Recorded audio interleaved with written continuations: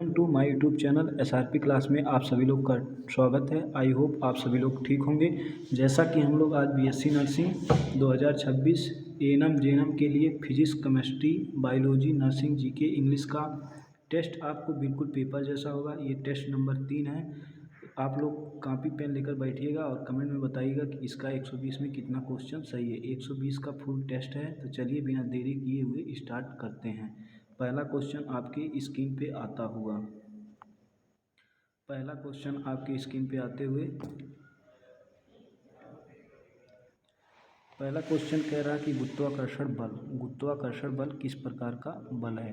Gravitational force is a कह रहा है कि गुरुत्वाकर्षण बल किस प्रकार का बल है। संपर्क बल है, असंपर्क बल है, घर्षण बल है या चुंबकीय बल है। कांटेक्ट फोर्स है, नॉन कांटेक्ट फोर्स है, फ्रिक्शन फोर्स है या मैग्नेटिक फोर्स है। तो फोर्स क्या होता है, पहले हम लोग फोर्स जानते हैं। फोर्स क्या होता है, बल। फोर्स जो होता है, फोर्स कहता है कि किसी भी वस्तु पर पुश या पुल करने पे जो लगाया गया क्रिया उसी को बल कहते हैं। फोर्स मतलब किसी वस्तु पे कोई ऑब्जेक्ट पे लगाया गया पुल या पुश या पुल को ही हम लोग फोर्स कहते हैं। फोर्स बराबर होता है mass into acceleration. Mass into acceleration, mass को हम लोग केजी बोलते हैं, एक्सीलरेशन को मीटर प्रति सेकंड स्क्वायर बोलते हैं। तो केजी मीटर पर सेकंड स्क्वायर को हम लोग न्यूटन बोलते हैं। तो फोर्स का एसआई यूनिट क्या होता है, न्यूटन होता है। ठीक, अब बात आती है कि ये ग्रेविटेशनल फोर्स कांटेक्ट फोर्स है कि नॉन कांटेक्ट फोर्स है।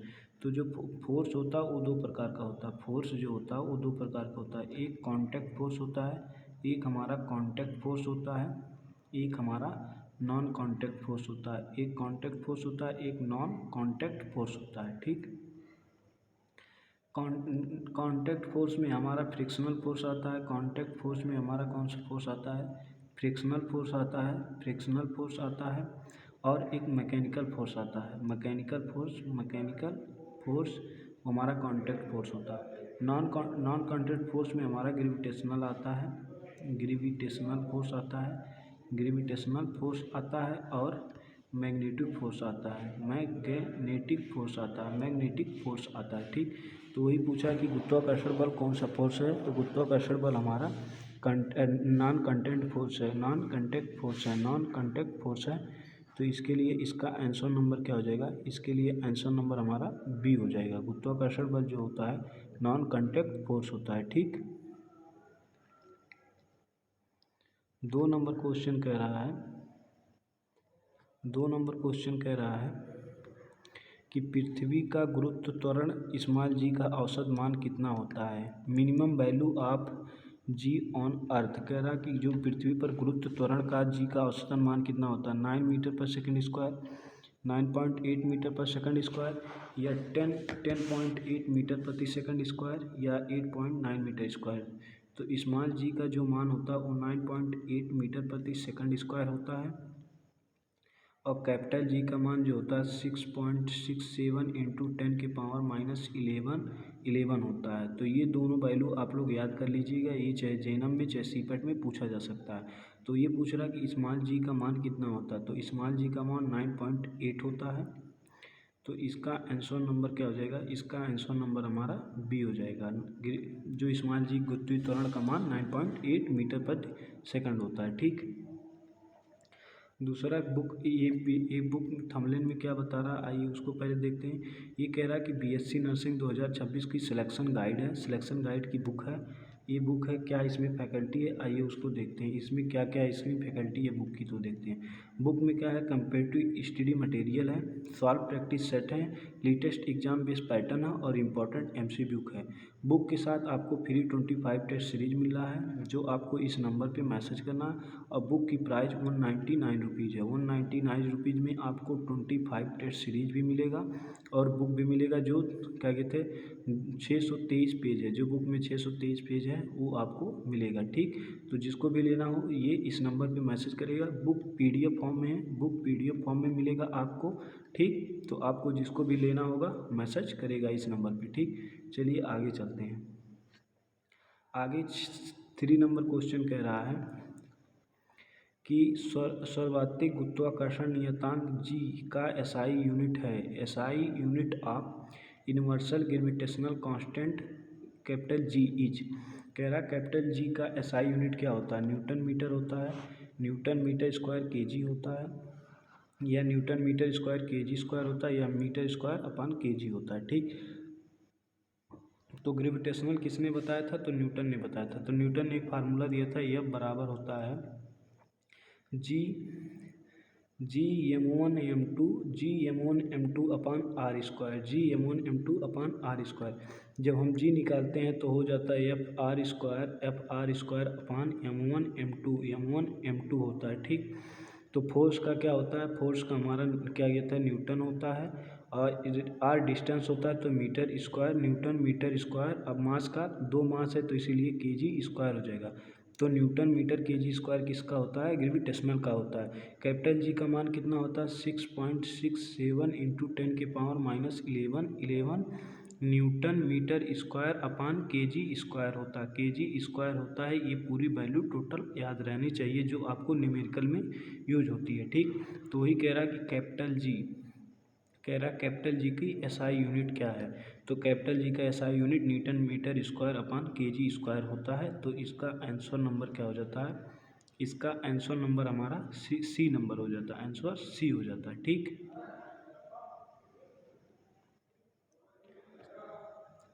4 नंबर क्वेश्चन कह रहा है कि गुरुत्वाकर्षण बल डैश पर निर्भर करता है, ग्रेविटेशनल फोर्स डिपेंड ऑन। जो गुरुत्वाकर्षण बल होता है वो किस पे निर्भर करता है, द्रव्यमान दूरी पे, मास डिस्टेंस पे, वेग और ऊर्जा पर, स्पीड एंड एनर्जी पे, तापमान टेम्परेचर पे, या एरिया पे। तो जो कैपिटल जी होता है, कैपिटल जी बराबर होता है F R square upon M one M two. तो इससे हम लोग ना ये एरिया पे यूज हो रहा क्षेत्रफल पर, ना तापमान पर, ना ही वेग और ऊर्जा पर। तो इसमें क्या है, इसमें तो पहले मास है, ये मास पे यूज हो रहा, और दूसरा डिस्टेंस दूरी पे यूज हो रहा है, दूसरा डिस्टेंस। ये गुरुत्वाकर्षण का जो फार्मूला है मास और दूरी दोनों पर यूज होता है, द्रव्यमान और दूरी पे। तो इसके लिए आंसर नंबर क्या हो जाएगा, इसके लिए आंसर नंबर हमारा ए हो जाएगा, इसका आंसर नंबर ए हो जाएगा। ठीक, अगला क्वेश्चन कह रहा कि यदि दो वस्तुओं के बीच की दूरी दोगुनी हो जाए तब बल, if distance doubles gravitational force becomes. कह रहा कि दो वस्तुओं के बीच की दूरी दोगुनी हो जाए तो ग्रेविटेशनल क्या होता है। ये क्वेश्चन हमें इम्पोर्टेंट लग रहा है, इसीलिए पहले बता दे रहे हैं। क्या 4 गुना हो जाएगा, या 2 गुना हो जाएगा 2 टाइम्स, या 1/4 गुना 1/4 हो जाएगा, या 1/2 गुना हाफ हो जाएगा। तो न्यूटन का ग्रेविटेशनल लॉ करता है कि यह प्रोपोर्शनल 1/r स्क्वायर, यह प्रोपोर्शनल 1/r स्क्वायर। तो कह रहा कि दो वस्तुओं के बीच की दूरी दुगनी कर रही है, ये दूरी दुगनी कर रही है, आर का दुगना कर रहा है। तो जब आर दुगना हो जाएगा तो 2 स्क्वायर हो जाएगा, तो वो कितना हो जाएगा, 1/4 हो जाएगा। तो फोर्स कितना हो जाएगा, तो फोर्स 1/4 गुना हो जाएगा। अगर दो वस्तुओं के बीच की दूरी को दुगनी की जा रही है तो बल जो होता है 1/4 हो जाता है। तो इसका आंसर नंबर क्या हो जाएगा, इसका आंसर नंबर सी हो जाएगा।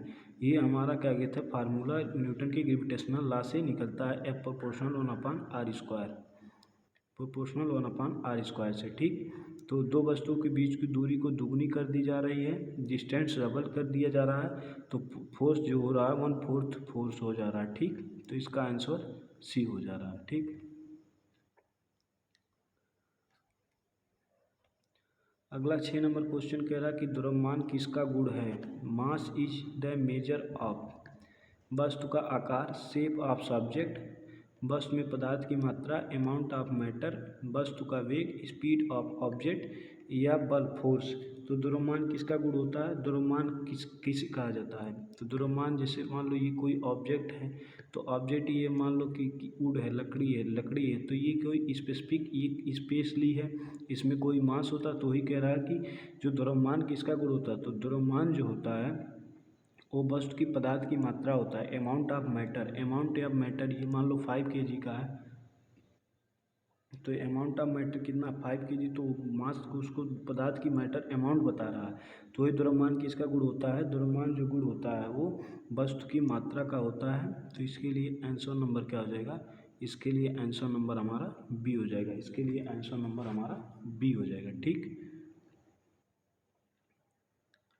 7 नंबर क्वेश्चन कह रहा है कि वजन इक्वल वेट इज इक्वल क्या होता है? द्रव्यमान इंटू गुरुत्वाकर्षण, द्रव्यमान अपान स्मॉल जी अपान द्रव्यमान, या द्रव्यमान इंटू समय।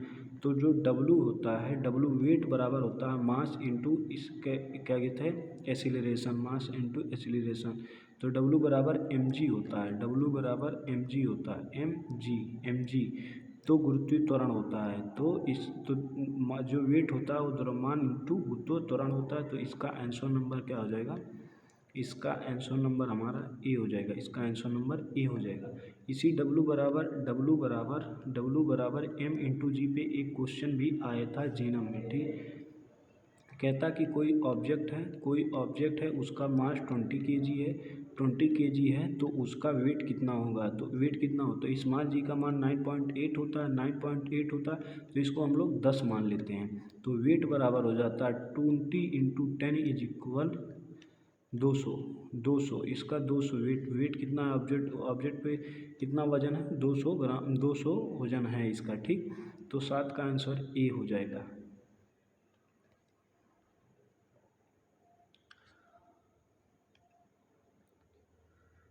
कह रहा कि 8 नंबर क्वेश्चन, वजन और द्रव्यमान में क्या अंतर है? डिफरेंस बिटवीन वेट एंड मास।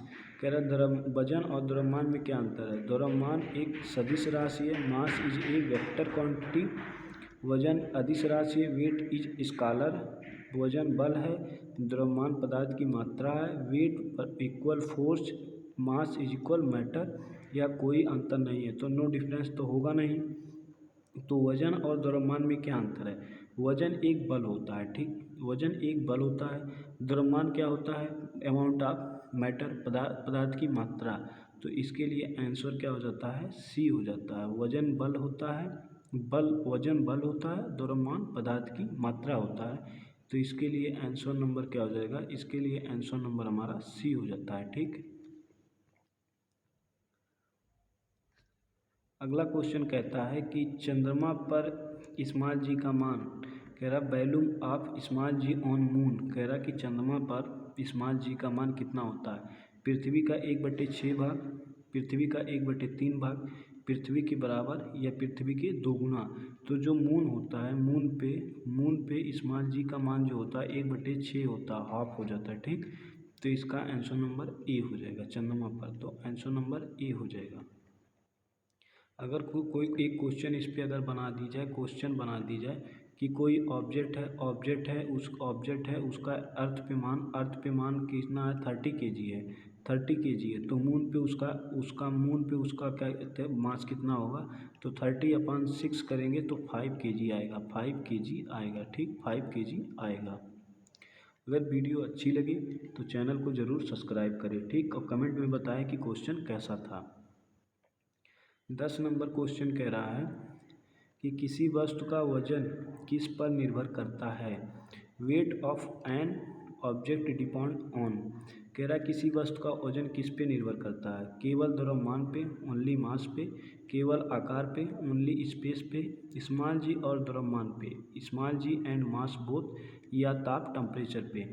तो कोई भी ऑब्जेक्ट का वजन ना तो केवल मास होगा, द्रव्यमान होगा, ना ही केवल आकार होगा, उसमें दोनों चीज़ होगा। या तो द्रव्यमान के साथ उसमें स्पेस जरूर होगा। ठीक, तो किसी वस्तु का वजन स्मॉल जी और द्रव्यमान दोनों पे लागू होता है। तो इसका आंसर क्या हो जाता है?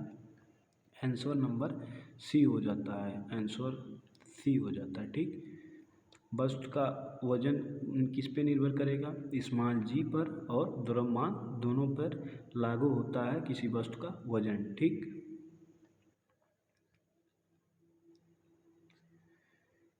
11 नंबर क्वेश्चन कह रहा है सर्वाधिक गुरुत्व नियम किसने दिया? Who give universal law of gravitational. कह रहा कि जो गुरुत्वाकर्षण का नियम किसने दिया? Newton, Einstein, Kepler, Galileo. ठीक, आइंस्टीन ने एक फार्मूला दिया था E बराबर mc²। ठीक, केपलर का 3 नियम आता है। ठीक, केपलर का प्रथम, द्वितीय और तृतीय। ठीक, जो गुरुत्वीय त्वरण जो स्मॉल कैपिटल जी, जो गुरुत्वीय त्वरण है कैपिटल जी का जो है वो न्यूटन ने ही बताया था, न्यूटन ने बताया था। ठीक, न्यूटन, आंसर इसका ए हो जाएगा, आंसर ए हो जाएगा। न्यूटन ने नियम दिया था, प्रथम नियम, सेकंड नियम। प्रथम नियम बी बराबर क्या कहता है, यू प्लस ए टी। द्वितीय नियम कहता है एस बराबर U T plus half A T square, half A T square. तृतीय नियम कहता है वी स्क्वायर बराबर यू स्क्वायर प्लस 2 AS। ये न्यूटन का तीन नियम है। इस पे क्वेश्चन एक बार क्या ये थे, BSc नर्सिंग यूपी सीनेट 2025 में एक क्वेश्चन इस पे आया था, इसी फार्मूले पे, ठीक, आया था। आगे 12 नंबर क्वेश्चन पे चलते हैं। 12 नंबर क्वेश्चन कह रहा है कि गुरुत्वाकर्षण बल हमेशा किस दिशा में लगता है, ग्रेविटेशनल फोर्स ऑलवेज एक्ट। गुरुत्वाकर्षण बल किस दिशा में लगता है, बाहर की ओर आउटवर्ड, ऊपर की ओर अपवर्ड, नीचे की ओर डाउनवर्ड, आकर्षित करने की ओर अट्रैक्टिव डायरेक्शन। तो गुरुत्वाकर्षण ये कोई ऑब्जेक्ट है, ये कोई ऑब्जेक्ट है, तो इस पर गुरुत्वाकर्षण बल किसकी ओर लगेगा, ऊपर की ओर, बाहर की ओर या अट्रैक्शन के लिए। तो देखो जो गुरुत्वाकर्षण बल होता है वो हमेशा नीचे की तरफ लगता है, डाउनवर्ड लगता है। गुरुत्वाकर्षण बल हमेशा कहाँ लगता है, डाउनवर्ड लगता है। तो गुरुत्वाकर्षण बल हमेशा कहाँ लगता है, तो गुरुत्वाकर्षण बल हमेशा नीचे की ओर लगता है। तो इसका आंसर नंबर क्या हो जाता है, इसका आंसर नंबर हमारा सी हो जाता है, आंसर नंबर सी हो जाता है। 13 नंबर क्वेश्चन कह रहा है कि न्यूनतम गुरुत्व त्वरण पृथ्वी के किस भाग में है, minimum value of small g and earth. जो गुरुत्व त्वरण का पृथ्वी के किस भाग पे न्यूनतम मान होता है, ध्रुव पे, भूमध्य रेखा पर, या उत्तर ध्रुव पे, या समतल तल पे, सी लेवल, नॉर्थ पोल, इक्वेटर या पोल्स। तो जो गुरुत्व त्वरण का मान सबसे अधिक किस पे होता है, पोल्स, ध्रुव पे। ध्रुव पे सबसे ज़्यादा स्मॉल जी का मान ध्रुव पे ज़्यादा होता है, सबसे कम कहाँ होता है, भूमध्य रेखा पे होता है। तो वो कह रहा है कि न्यूनतम कहाँ होता है, तो न्यूनतम उसका होता है भूमध्य रेखा पर, न्यूनतम भूमध्य रेखा पे होता है। तो आंसर नंबर बी हो जाएगा। और अधिकतम कहाँ होता है, अधिकतम उसका ध्रुव पे होता है, अधिकतम कहाँ होता है, ध्रुव पे होता है। ठीक, तो ये दो क्वेश्चन क्लियर होता है। न्यूनतम गुरुत्व त्वरण कहाँ होता है, इक्वेटर पे, और मैक्सिमम किस पे होता है, मैक्सिमम उसके पोल्स पे होते हैं। ठीक,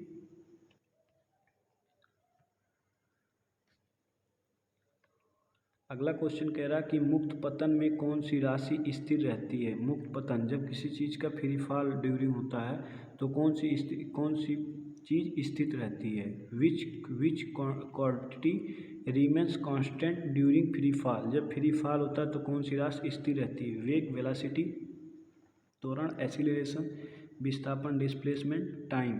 तो जब कोई ऑब्जेक्ट का फ्री फॉल होता है तो उसमें एक्सीलरेशन कांस्टेंट रहता है, एक्सीलरेशन जो होता है वो कांस्टेंट रहता है। तो इसका आंसर नंबर क्या हो जाएगा, इसका आंसर नंबर हमारा बी हो जाएगा, इसका आंसर नंबर हमारा बी हो जाएगा। ठीक,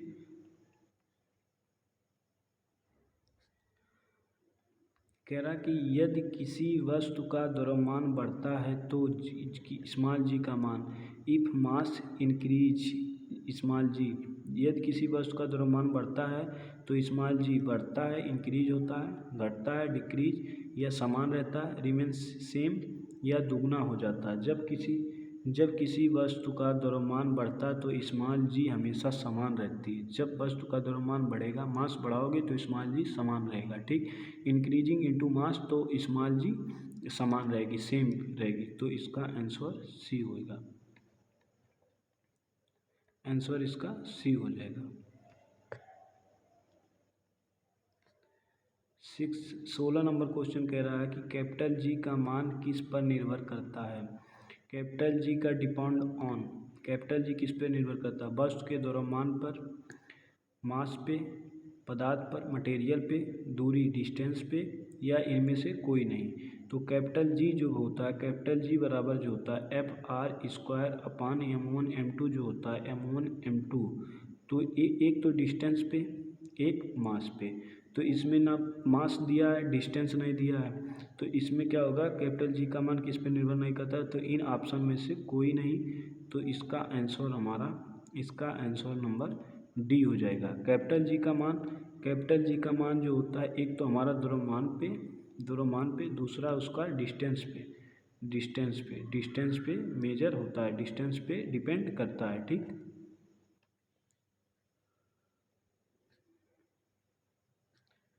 17 नंबर क्वेश्चन कह रहा है कि गुरुत्वाकर्षण बल किस प्रकार का बल है। Nature of gravitational force.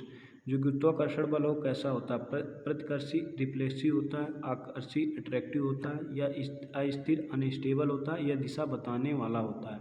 तो गुरुत्वाकर्षण बल हमेशा अट्रैक्टिव फोर्स होता है। गुरुत्वाकर्षण बल जो होता है वह हमेशा अट्रैक्टिव फोर्स होता है। तो इसका आंसर बी हो जाता है, आंसर नंबर बी हो जाता है। गुरुत्वाकर्षण बल अट्रैक्टिव फोर्स होता है। ठीक, 18 नंबर क्वेश्चन कह रहा है कि पृथ्वी पर वजन सबसे ज़्यादा कहाँ होता है। वेट मैक्सिमम इन एट अर्थ पृथ्वी पर सबसे ज़्यादा वेट कहाँ पर होता है। ध्रुव पोल्स पे, भूमध्य रेखा इक्वेटर पे, या केंद्र सेंटर में, या अंतरिक्ष स्पेस में। तो पृथ्वी पे जो जो वजन सबसे ज़्यादा कहाँ होता है, तो वो पोल्स पे होता है, और सबसे कम इक्वेटर पे होता है। कम कहाँ होगा, तो कम जो होता है वह इक्वेटर पे होता है, ज़्यादा कहाँ होता है, ज़्यादा हमारा पोल्स पे होता है। तो पृथ्वी पर वजन जो होता है, वजन वो हमारा ज़्यादा कहाँ होता है, ध्रुव पोल्स पे होता है। तो इसके लिए आंसर क्या हो जाता है, इसके लिए आंसर नंबर ए हो जाता है, इसके लिए आंसर ए हो जाता है। ठीक,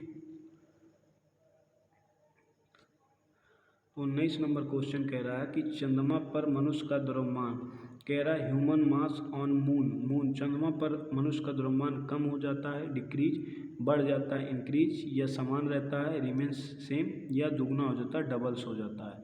तो चंद्रमा पर मनुष्य का भाग जो द्रव्यमान मास होता है वो हमेशा क्या होता है, समान रहता है। ठीक, तो इसका आंसर क्या हो जाएगा, आंसर नंबर सी हो जाएगा। और फिजिक्स का लास्ट नंबर क्वेश्चन कह रहा है, 20 नंबर क्वेश्चन फिजिक्स का कह रहा है कि मुक्त पतन में वस्तु का वेग इन फ्री फॉल वेलोसिटी बढ़ता है, इंक्रीज होता है, डिक्रीज घटता है, समान रहता है, कांस्टेंट, या शून्य रहता है, जीरो हो जाता है। तो मुक्त पतन पे जो होता है वो वेग वेलोसिटी डिक्रीज रहता है, और वेलोसिटी एसिलरेशन कांस्टेंट होता है। फ्री फॉल में जो होता है उसमें एसिलरेशन हमारा कांस्टेंट रहता है, बट वेलोसिटी जो होती है वो घट जाती है। तो इसका आंसर नंबर बी हो जाएगा, आंसर नंबर बी हो जाएगा। अब केमिस्ट्री का हम लोग स्टार्ट करते हैं 20 क्वेश्चन, केमिस्ट्री का 20 क्वेश्चन स्टार्ट करते हैं। फिजिक्स का 20 क्वेश्चन हो गया। अब हम लोग केमिस्ट्री के 20 क्वेश्चन में आगे बढ़ते हैं। ठीक, पहला क्वेश्चन कह रहा है निम्न में से कौन सा मिश्रण है। Which of the following is an mixture, कह रहा है इनमें से कौन सा मिक्सचर है। सोडियम क्लोराइड NaCl जिसे कहा जाता है सोडियम क्लोराइड मिक्सचर है। जल जिसे H2O मिक्सचर है। वायु एयर जिसमें ऑक्सीजन, नाइट्रोजन, अन्य हीलियम गैस होते हैं वायु, या ऑक्सीजन जिसे हम लोग O2 कहते हैं। तो इनमें से कौन सा मिक्सचर है। तो मिक्सचर क्या गया था, NaCl, H2O, एयर में तो बहुत सारे कण हैं, बहुत सारे मिले हैं, तो इसीलिए हमारा एयर जो होता है वो मिक्सचर में आता है। तो इसका आंसर नंबर क्या हो जाएगा, सी हो जाएगा, आंसर नंबर सी हो जाएगा। अगला 2 नंबर क्वेश्चन कह रहा है किसी पदार्थ की 3 अवस्था कौन सी है। What are the 3 state of matters. द्रव ठोस गैस, सॉलिड लिक्विड गैस, ठोस plasma gas, solid plasma gas, द्रव gas energy, liquid gas energy, ठोस ऊर्जा प्लाज्मा, सॉलिड एनर्जी प्लाज्मा। तो पदार्थ की 3 अवस्था होती हैं, सॉलिड, द्रव, गैस। इसके लिए आंसर नंबर 1 होती है। सॉलिड क्या होती है, सॉलिड जो होती है हमारा सॉलिड, इसमें क्या होता है, इसमें इसका आकार और आयतन दोनों निश्चित होता है। आकार और आयतन, शेप और वॉल्यूम दोनों निश्चित होता है। ठीक, जो गैस होता है, गैस में क्या होता है, गैस में आकार अनिश्चित रहता है। आकार जो होता है अनिश्चित होता है, लेकिन आयतन जो होता है वो आयतन हमारा निश्चित होता है। ठीक, निश्चित होता है। बात गैस की आती है। गैस में क्या होता है ना, आकार और आयतन दोनों अनिश्चित होता है। आकार और आयतन दोनों अनिश्चित होता है। अनिश्चित होता है, आकार और आयतन दोनों अनिश्चित होता है, ठीक। गैस में तो गैस के कण जो सॉलिड के कण आपस में बहुत पास पास होते हैं। गैस जो गैस के कण होते हैं वो बहुत दूर दूर होते हैं। लेकिन इसमें कह रहा है पदार्थ की मात्रा, तो पदार्थ की मात्रा सॉलिड लिक्विड गैस होता है। सॉलिड लिक्विड गैस होता है। सॉलिड लिक्विड, ये लिक्विड होगा, लिक्विड गैस होता है, ठीक। सॉलिड का क्या होता है, आकार और आयतन दोनों कांस्टेंट रहते हैं। लिक्विड का आकार अनिश्चित रहता है लेकिन आयतन निश्चित रहता है, ठीक। जैसे लिक्विड की अगर बात की जाए तो 5 लीटर पानी है, तो 5 लीटर उसका वॉल्यूम कांस्टेंट है। अब 5 लीटर पानी को हम चाहे बीकर में ले लें, चाहे उसको बाल्टी में ले लें या किसी चीज़ में ले लेंगे तो उसका आकार बदलेगा, शेप चेंज हो जाएगा, लेकिन उसका जो वॉल्यूम है वो कांस्टेंट रहेगा, ठीक। गैस का क्या होता है, गैस का ना आकार निश्चित है ना ही आयतन निश्चित है। तो 2 नंबर का क्वेश्चन का आंसर ए हो जाएगा, ठीक।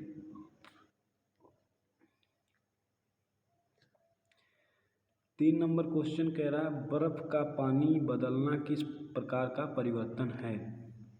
Melting of ice into water is what types of change. जब बर्फ पानी में बदलता है तो किस प्रकार का परिवर्तन है। रासायनिक परिवर्तन, केमिकल, भौतिक, फिजिकल, नाभिक, न्यूक्लियर या अस्थायी परमैग्नेंट, ठीक। तो बर्फ का पानी में बदलना, इस चेंज से 2023 में क्वेश्चन आया था। 2023 में पेपर में क्वेश्चन आया था, केमिकल चेंज और फिजिकल चेंज पे आया था। तो बर्फ पानी बन जाएगा, पानी से फिर बर्फ बन जाएगा, तो वो हमारा क्या होता है, क्या कहते हैं, फिजिकल चेंज है। फिजिकल चेंज है, बर्फ से पानी बनना फिजिकल चेंज है। तो इसका आंसर क्या हो जाएगा, बी हो जाएगा। लेकिन कागज़ का जलना, अगर कागज़ का जलना आ जाए, कागज़ का जलना हमारा कैसा है, केमिकल है। मोमबत्ती का जलना केमिकल है लेकिन मोमबत्ती का पिघलना फिजिकल है, ठीक।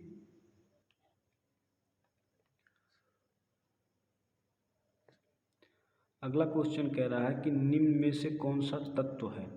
Which of the following is an element. कौन सा एलिमेंट है, जल वाटर H2O है, मिश्रण है। कार्बन सिंगल है। साल्ट नमक NaCl है। अमोनिया NH3 है, ठीक। तो इसमें कह रहा है कि कौन सा तत्व है, तो तत्व एक होता है। तत्व एक ही एलिमेंट से बन के बना होता है, एक ही परमाणु से मिलकर बना होता है। तो इसमें क्या है, हाइड्रोजन में H+ ऑक्सीजन है। साल्ट में Na+Cl है। अमोनिया में नाइट्रोजन प्लस हाइड्रोजन है। लेकिन कार्बन एक है, तो एक जो परमाणु का बना होता है उसे एलिमेंट कहते हैं। तो इसका आंसर नंबर बी हो जाएगा। आंसर नंबर बी हो जाएगा, ठीक। कह रहा है कि जो अणु मॉलिक्यूल क्या है। What is A molecule. Molecule क्या होते हैं, 2 या 2 से अधिक परमाणु का समूह। ग्रुप ऑफ 2 और मोर atoms. 1 electron 1 electron, 1 proton 1 proton, 1 neutron 1 neutron. तो इलेक्ट्रॉन का खोज किसने किया था, जे थॉमसन ने इलेक्ट्रॉन का खोज किया था। प्रोटॉन प्रोटॉन का खोज किसने किया था, रदरफोर्ड ने। और न्यूट्रॉन का चैडविक ने खोज की थी न्यूट्रॉन की। चैडविक ने न्यूट्रॉन की खोज की थी। इलेक्ट्रॉन पे चार्ज जो होता है -1.6 × 10⁻19 इलेक्ट्रॉन होता है, ठीक। लेकिन मॉलिक्यूल क्या होता है, मॉलिक्यूल 2 या 2 से अधिक परमाणु का समूह होता है। 2 या 2 से अधिक जब एटम बनते हैं तो मॉलिक्यूल बनता है। तो इसके लिए आंसर नंबर ए हो जाएगा। अब मॉलिक्यूल जैसे H2+ ऑक्सीजन जो H2O, ये हमारा एक मॉलिक्यूल है, ठीक।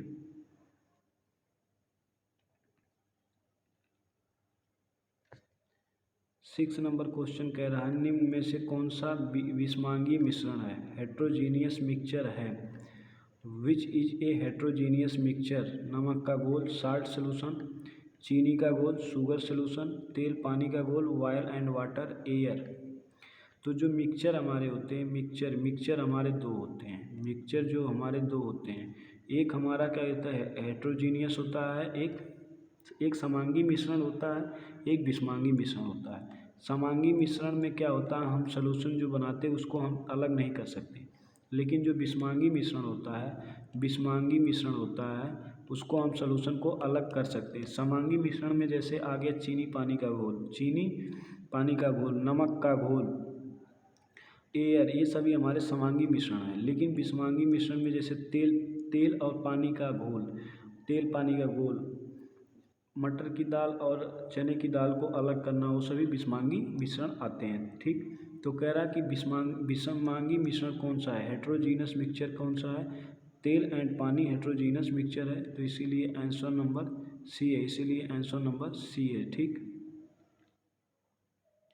7 नंबर क्वेश्चन कह रहा है कि द्रव्यमान का एसआई इकाई क्या है, what is the SI unit of mass, gram है, किलोग्राम है, लीटर है या मीटर है।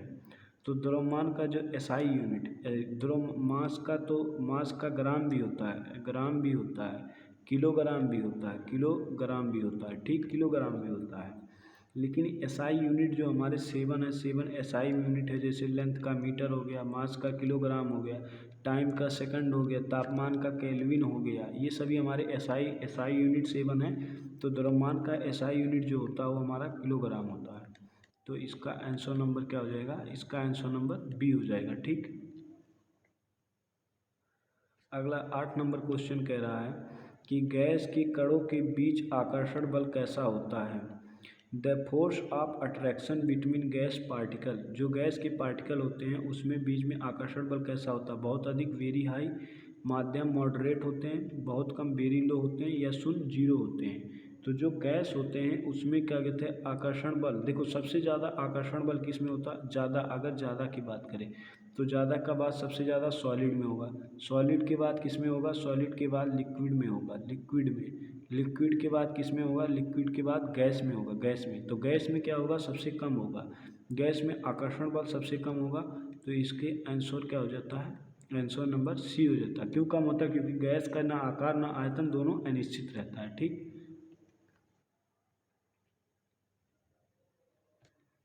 9 नंबर क्वेश्चन कह रहा है निम्न में से कौन सा ऊर्ध्वापातन सब्लिमेशन दर्शाता है, विच शो सब्लिमेशन, सब्लिमेशन क्या होता है, बर्फ़ का पिघलना, बर्फ़ का पिघलना हमारा ये फिजिकल चेंज है, ये हमारा फिजिकल चेंज है, फिजिकल चेंज है। ठीक, कपूर का उड़ना, जल का उबलना, जल का उबलना ये हमारा फिजिकल में आता है, फिजिकल में आता है। दूध का जमना, दूध का जमना एक केमिकल चेंज है, ये हमारा केमिकल है। लेकिन कपूर का उड़ना ये सभी हमारा सब्लिमेशन में आता है। तो इसका आंसर क्या आ जाएगा, इसका आंसर नंबर हमारा बी हो जाएगा। ठीक,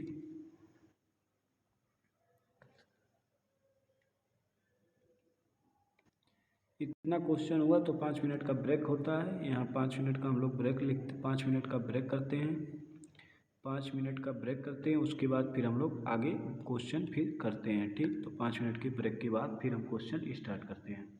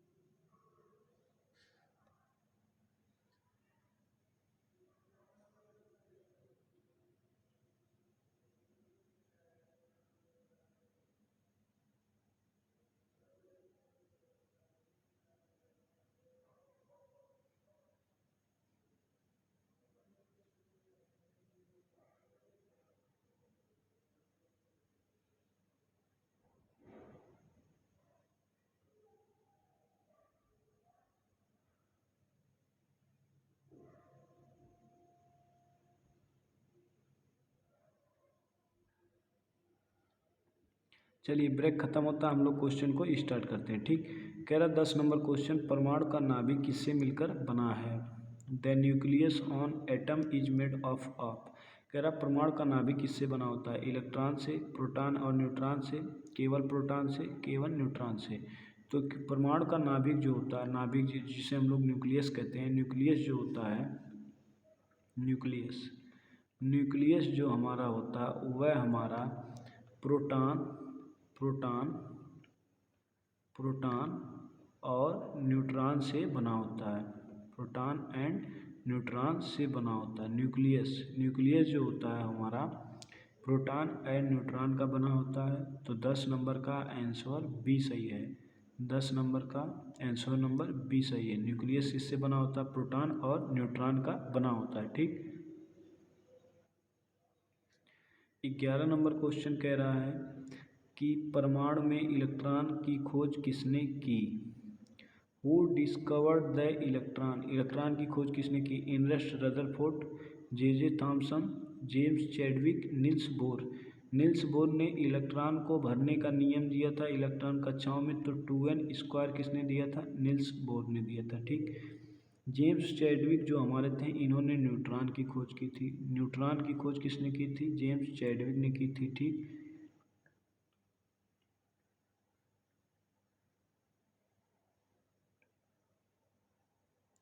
प्रोटॉन की खोज रदरफोर्ड ने किया था और इलेक्ट्रॉन का खोज हमारा जे थॉमसन ने किया था। तो इसका आंसर क्या हो जाता है? इसका आंसर नंबर हमारा बी हो जाता है। आंसर नंबर बी हो जाता है। ठीक, अगला नंबर क्वेश्चन कह रहा है 12 कि परमाणु क्रमांक एटॉमिक नंबर क्या दर्शाता है? एटॉमिक नंबर रिप्रेजेंट न्यूट्रॉन की संख्या, नंबर ऑफ न्यूट्रॉन, प्रोटॉन की संख्या, number of proton, electron plus neutron, द्रव्यमान की संख्या, मास। तो ये कोई एलिमेंट है। ठीक, तो नीचे क्या होता है हमारा? Atomic number. ऊपर क्या होता है? नीचे क्या होता है? एटॉमिक नंबर होता है। ठीक, एटॉमिक नंबर।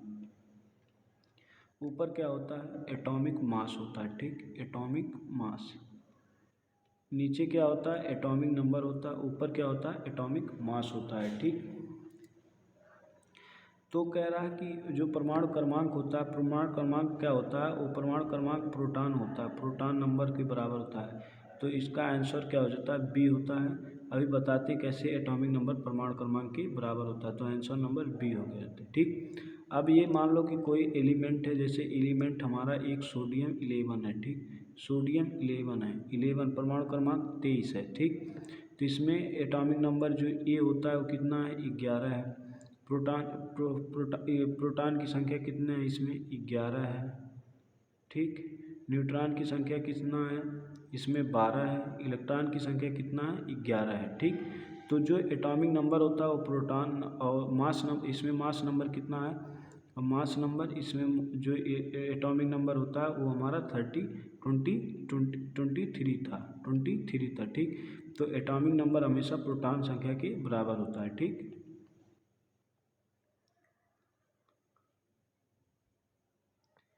13 नंबर क्वेश्चन कह रहा है कि जल का रासायनिक सूत्र क्या है? What is the chemical formula of water? CO2, H2O, O2, H2O को हम लोग क्या कहते हैं? हाइड्रोजन कहते हैं। H2O को हम लोग क्या कहते हैं? हाइड्रोजन कहते हैं। ठीक, O2 को हम लोग ऑक्सीजन कहते हैं। CO2 को कार्बन डाइऑक्साइड कहते हैं। कार्बन डाइऑक्साइड होता है जो हमारा आग बुझाने में काम करता है। आग बुझाने में CO2 का यूज करते हैं। ठीक, तो जल का सूत्र हमारा H2O, तो आंसर इसका बी होता है। आंसर इसका बी हो जाएगा। इसका आंसर बी होगा। अगर कोई पूछ ले कि CO2 का एटॉमिक मास कितना होगा, CO2 का अगर कोई पूछ ले कि एटॉमिक मास कितना होगा, तो कार्बन का कितना होता है? 12, ऑक्सीजन का कितना होता है? 16 × 2, तो मिला के कितना हो गया? 44 हो गया। एटॉमिक नंबर CO2 कितना होता है? 44 होता है। ठीक,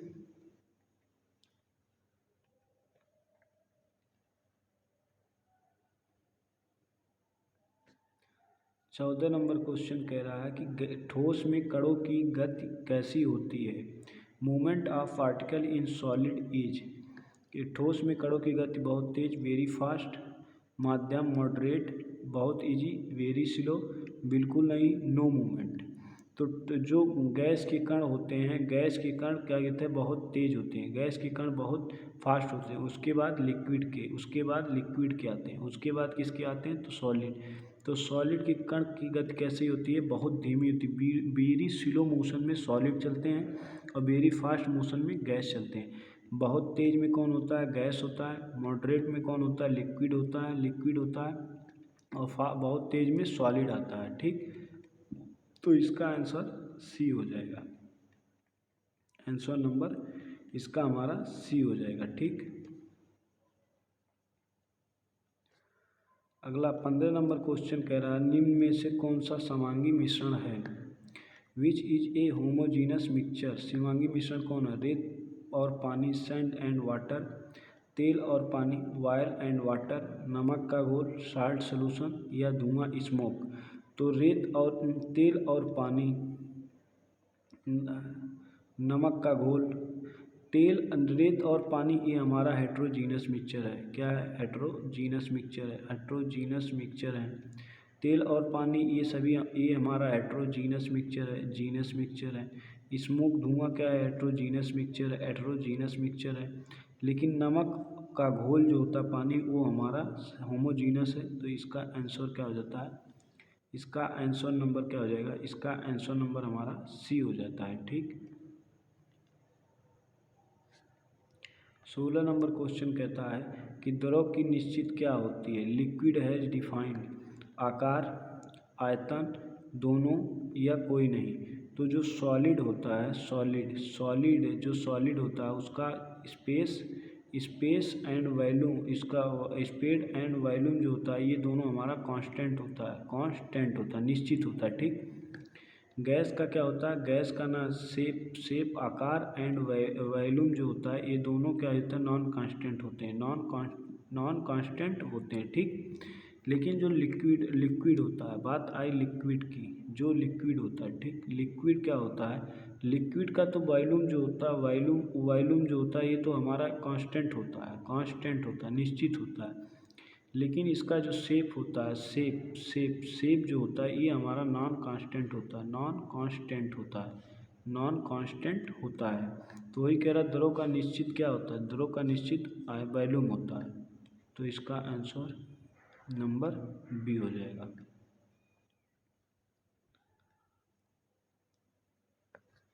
17 नंबर क्वेश्चन कह रहा कि रासायनिक परिवर्तन में क्या बनता है। In a chemical change what is a format. रासायनिक परिवर्तन में क्या बनता है, नया पदार्थ, न्यू सबस्टेंस, वही पदार्थ, सेम सबस्टेंस, केवल रंग बदलता, ओनली कलर चेंज, या कुछ नहीं, नथिंग। तो रासायनिक परिवर्तन में क्या होता है, रासायनिक परिवर्तन में हमेशा नया पदार्थ बनता है। तो आंसर इसका ए हो जाएगा। इसका आंसर नंबर हमारा ए हो जाएगा। रासायनिक परिवर्तन में, रासायनिक पदार्थ में हमेशा नया पदार्थ बनता है। ठीक, 18 नंबर क्वेश्चन कह रहा है न्यूट्रॉन की खोज किसने की। Who discovered the neutron. J Thomson, Rutherford, Chadwick, John Dalton. तो एटॉमिक थ्योरी किसने दी, एटॉमिक थ्योरी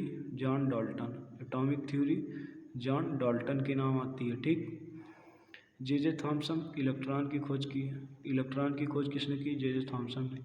प्रोटॉन की खोज किसने की, रदरफोर्ड ने प्रोटॉन की खोज। जेम्स चैडविक ने न्यूट्रॉन की खोज की थी। तो इसके लिए आंसर नंबर सी हो जाएगा। इसके लिए आंसर नंबर क्या होता है, इसके लिए आंसर नंबर हमारा सी हो जाएगा। ठीक, 19 नंबर क्वेश्चन कह रहा है किसी पदार्थ का द्रव से गैस बदलना क्या कहलाता है। कह रहा कोई पदार्थ है, उसे लिक्विड से गैस बना रहा है। Change of liquid into gas is called condensation, वाष्पीकरण वेपराइजेशन, ऊर्ध्वपातन सब्लिमेशन, या गलना मेल्टिंग। ऊर्ध्वपातन में क्या आता है कि कपूर का गलना, ये हमारा ऊर्ध्वपातन में आता है। ठीक, लेकिन लिक्विड हमारी जो गैस बनती है, तो वो क्या होती है, वेपराइजेशन होता है। तो इसके लिए आंसर नंबर बी हो जाएगा। इसके लिए आंसर नंबर क्या हो जाता है, इसके लिए आंसर नंबर हमारा बी हो जाता है। ठीक। और केमिस्ट्री का लास्ट नंबर क्वेश्चन कह रहा है कि परमाणु सिद्धांत किसने दिया, who give the atomic theory. Atomic theory किसने दी, नील्स बोर ने, एर्नस्ट रदरफोर्ड ने, जॉन डाल्टन ने या चैडविक ने। चैडविक ने हमारा न्यूट्रॉन की खोज की थी, न्यूट्रॉन की खोज की थी। ठीक। डाल्टन ने इलेक्ट्रॉन की खोज की थी, इलेक्ट्रॉन ने। नील्स बोर ने इलेक्ट्रॉन को कक्षा में भरने का 2n² दिया था। और सॉरी, इलेक्ट्रॉन का खोज जे थॉमसन ने किया था, जे थॉमसन ने किया था, और परमाणु सिद्धांत एटॉमिक थ्योरी जॉन डाल्टन ने दिया था। तो इसका आंसर क्या हो जाता है, इसका आंसर नंबर हमारा सी हो जाता है, आंसर नंबर सी हो जाता है। ठीक। अब आगे इंग्लिश का क्वेश्चन स्टार्ट होता है। हम लोग इंग्लिश ग्रामर का 20 क्वेश्चन देखते हैं। कह रहा कि चूज द करेक्ट टेंस। कह रहा कि I dash my work now, मैं अभी अपना होमवर्क किया। डू माने करता, एम माने डूइंग कर रहा हूँ, डिड माने किया, डैश करता हूँ। तो आई माई वर्क नाउ शो करता हमेशा प्रेजेंट कंटिन्यूअस को। प्रेजेंट कंटिन्यूअस को नाउ अगर किसी सेंटेंस के लास्ट में नाउ डेज या ये सब लिखे हैं तो वो प्रेजेंट कंटिन्यूअस को शो करता है। ठीक। प्रेजेंट कंटिन्यूअस को शो करता है। ठीक। प्रेजेंट कंटिन्यूअस में सब्जेक्ट के साथ क्या आता है, हेल्पिंग वर्ब के साथ वर्ब आता है, प्लस आईएनजी फॉर्म आता है। तो I am doing my homework now, तो मैं अभी अपना होमवर्क कर रहा हूँ। तो इसका आंसर नंबर क्या हो जाता है, इसका आंसर नंबर बी हो जाता है, आंसर नंबर बी हो जाता है। ठीक। 2 नंबर क्वेश्चन कह रहा है कि select the correct modal verb. कह रहा है you dash wear a helmet whiles riding a bikes. कह रहा आप बाइक्स चलाते समय हेलमेट डैश, कैन सकते हैं, मस्ट अवश्य पहने, माई सकते हैं, या शुड चाहिए। तो ये एक का गीत है, मॉडल वर्ब है। कह रहा कि आप बाइक चलाते हैं समय क्या हेलमेट आपके लिए पहन सकते हैं या आवश्यक। तो जब आप बाइक चलाते हैं तो उसमें मोस्ट है, तो हेलमेट अवश्य पहने। तो इसका आंसर नंबर बी हो जाएगा। ऐसे ही नर्सिंग में क्वेश्चन पूछा जाता है, हिंदी वाला टेंस नहीं लिखा रहेगा, बस आपको पूछ लेगा you wear a helmet whiles riding a bike. तो कैन, मस्ट, माई, शुड, तो आपको ऑप्शन का मतलब समझना चाहिए। मे मतलब सकते, शुड माने चाहिए, मस्ट माने आवश्यक है। तो जब बाइक चलाएं तो हेलमेट जरूर पहने। ठीक। 3 नंबर क्वेश्चन कह रहा है, 3 नंबर क्वेश्चन कह रहा है कि चेंज इनटू रिपोर्टेड स्पीच। कह रहा है कि Sita said I am happy. Sita ने कहा मैं खुश हूँ। तो इसको रिपोर्टेड स्पीच में ट्रांसलेट करिए। Sita said she was happy, Sita ने कहा कि वह खुश थी। She said she is happy, Sita said she will happy, Sita said she were happy. तो Sita said I am happy, तो ये प्रेजेंट इंडेफिनिट टेंस है, आई एम हैप्पी। तो इनडायरेक्ट में प्रेजेंट इंडेफिनिट को हम लोग पास्ट इंडेफिनिट में बदल देते हैं। ठीक। तो सीता सेड, आई चेंज होता है सब्जेक्ट के अनुसार। सब्जेक्ट में सीता क्या है, लड़की सी, तो सीता के लिए सी आ गया। Sita said she is present indefinite का प्रेजेंट इंडेफिनिट टेंस है, तो इसे हम चेंज कर लेंगे पास्ट इंडेफिनिट में। तो इसके लिए वाज आ जाएगा, सी वाज हैप्पी। तो Sita said she was happy, तो इसका आंसर ए हो जाता है, आंसर नंबर ए हो जाता है। ठीक।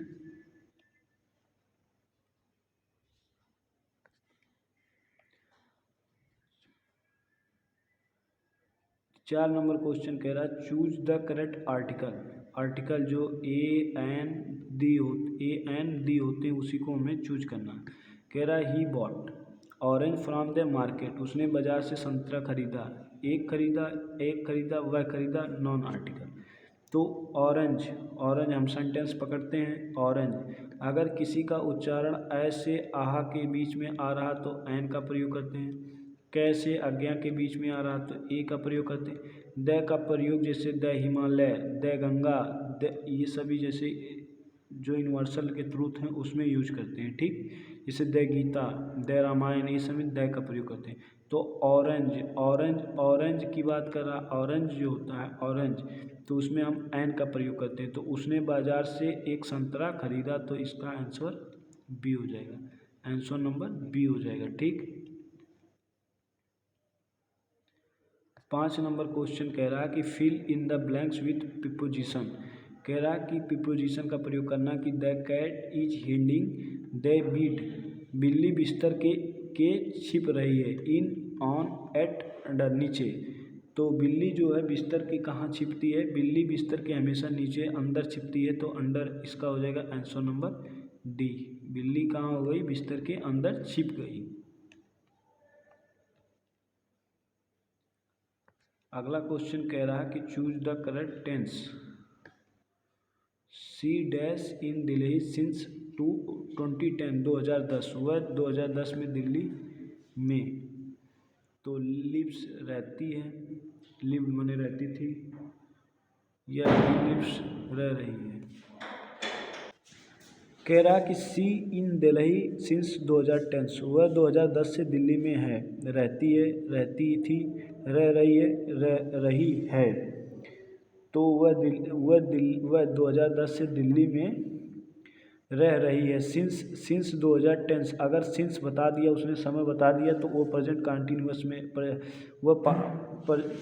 प्रेजेंट परफेक्ट में जा रहा है। सिंस फार का यूज परफेक्ट में करते हैं, परफेक्ट टेंस में सिंस और फार का यूज करते हैं। तो वह दिल्ली में 2010 से रह रही है, तो हैज़ लिव्ड, तो इसका आंसर नंबर सी हो जाएगा।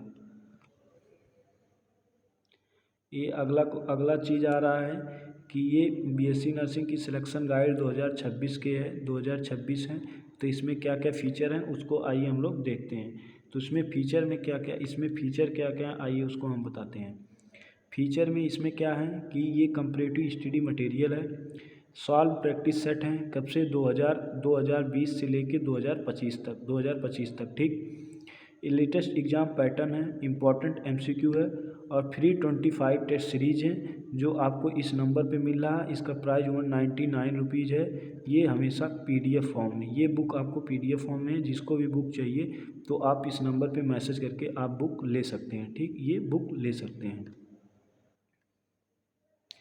अगला कह रहा है कि मॉडल वर्ब फॉर पॉसिबिलिटी कह रहा है कि इट डैश रेन टुमारो, कल बारिश सकती है, अवश्य सकती है, कैन सकती है, शुड चाहिए। तो टुमारो कल की बात कर रहा है, तो कल बारिश, इट मे रेन टुमारो, कल बारिश हो सकती है, तो इसमें मे का प्रयोग करते हैं। तो इसका आंसर नंबर बी हो जाएगा। अगला रिपोर्टेड स्पीच से आ रहा है, डायरेक्ट इनडायरेक्ट से अगला क्वेश्चन आ रहा है। अगला क्वेश्चन डायरेक्ट इनडायरेक्ट से आ रहा है। अगला क्वेश्चन कह रहा है कि he said I will can you tomorrow, उसने कहा मैं तुम्हें कल कॉल करूँगा। कह रहा he said I will can you tomorrow, उसने कहा मैं तुम्हें कल कॉल करूँगा। तो he said he will call me tomorrow, he said he would call me tomorrow, he said he call me tomorrow, he said he called me tomorrow. तो he said व he will change होता है would में, ठीक। Can change होता है could में, can change होता है कुड में, विल चेंज होता है वुड में। तो he said he would call me tomorrow, तो 8 का आंसर नंबर कितना हो जाएगा, 8 का आंसर नंबर हमारा बी हो जाएगा, ठीक।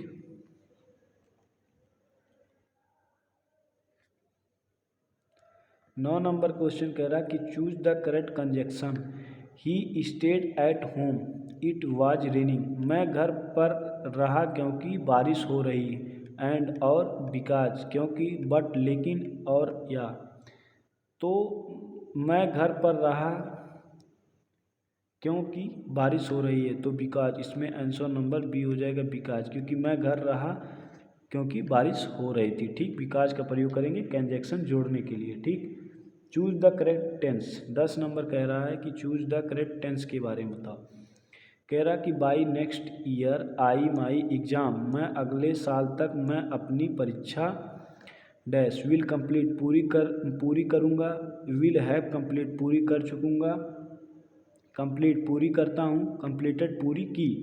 तो by next year I my exam, by next year I will have completed, मैं अगले साल मैं अपनी परीक्षा पूरा कर चुका हूँगा। तो इसके लिए आंसर नंबर क्या हो जाएगा? इसके लिए आंसर नंबर बी हो जाएगा। ठीक, अगला 11 नंबर कह रहा है कि चूज द मॉडल अर्थ। कह रहा है you dash not inter without permission, आप बिना अनुमति प्रवेश नहीं कर सकते। मस्ट अवश्य, कैन सकते, में, शुल्ड। तो क्या है? कह रहा कि जो आपका अनुमति है वह कह रहा कि आप बिना अनुमति से अवश्य प्रवेश नहीं कर सकते। तो you must not inter without permission. तो इसका आंसर नंबर क्या हो जाएगा? इसका आंसर नंबर ए हो जाएगा। इंग्लिश ग्रामर के मोस्ट इम्पॉर्टेंट क्वेश्चन ये सब हैं। अगला प्रीपोजिशन से क्वेश्चन है, fill in the blanks preposition. कह रहा है ही जंप द वॉल, वह दीवार के कूदा, ऊपर, ऑन, इन, एट। तो वह दीवार पे कहाँ, वह दीवार के ऊपर कूदा। ही जंप्ड ओवर द वॉल। तो इसका आंसर नंबर ए हो जाएगा।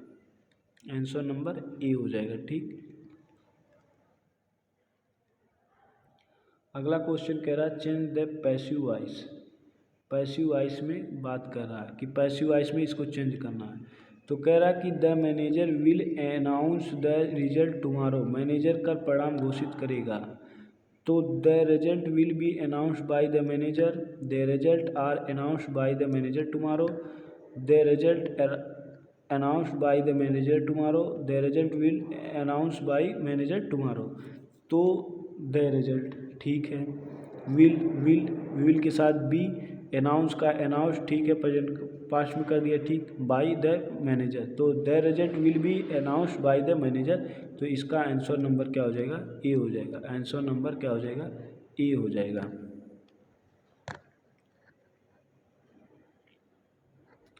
14 नंबर क्वेश्चन कह रहा आर्टिकल से है, चूज द करेक्ट आर्टिकल।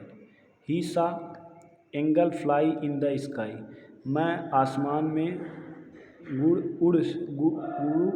उड़ते देखा, या चिड़िया मैंने एंगल्स मैंने गुरुड़ उड़ते देखा।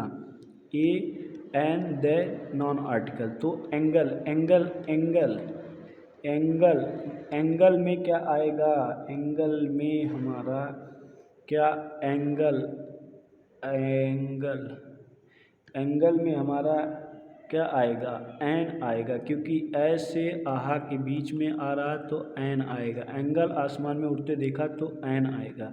तो इसके लिए आंसर नंबर हमारा बी हो जाएगा। ठीक, 15 नंबर क्वेश्चन कह रहा है करेक्ट टेंस। सी हर टुमारो बिफोर डिनर स्टरडे, उसने कल रात के खाने से पहले अपना होमवर्क फिनिश पूरा किया। फिनिशेस पूरी करती है, फिनिश पूरा करता है, विल फिनिश पूरा करेगी। तो वह बिफोर, आफ्टर और बिफोर डिनर स्टरडे पास्ट की बात कर रहा है, पास्ट टेंस की बात कर रहा है। तो क्या होगा? वह वर्क जो है उसना पूरा करेगा, फिनिश्ड आएगा पास्ट में। तो इसका आंसर क्या हो जाता है? आंसर नंबर ए हो जाता है। ठीक,